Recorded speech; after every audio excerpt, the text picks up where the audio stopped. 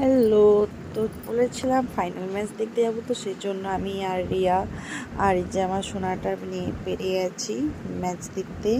মেয়েদের final match বলে কথা বেরোতে হবে, আর যেহেতু বাচ্চা ছিল না তো সেই জন্য আমাদেরকে টোটো করে যেতে হচ্ছে।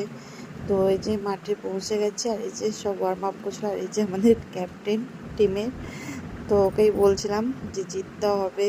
তো সব তো এখন জুনুনেই আছে, বেশ খেলার জুনুন। তো তারপরে দিকে সব ফাইট করতে নেমে গেল মাঠে। তো চলো ম্যাচটা দেখো তোমরা কেমন লাগছে।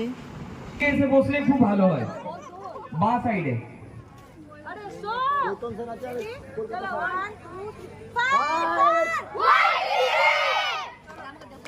ক্ল্যাপ।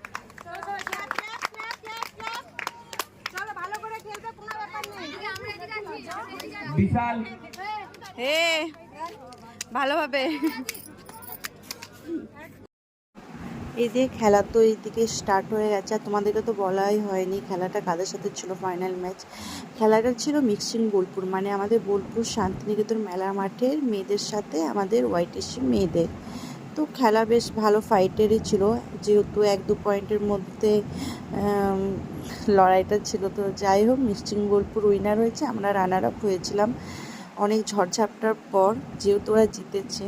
তো এখানে পুরস্কার নেওয়ার জন্য ডেকে নেওয়া হয়েছিল। তো এবার ওদের হাতে ট্রফি তুলে দেওয়া হলো।